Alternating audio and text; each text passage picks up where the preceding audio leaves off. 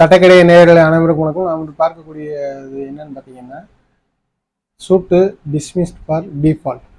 அதாவது வழக்கு வந்து தரப்பினரின் தவறுகாண்டி தள்ளுபடி செய்யப்பட்டது அப்படின்னு சொல்லுவாங்க.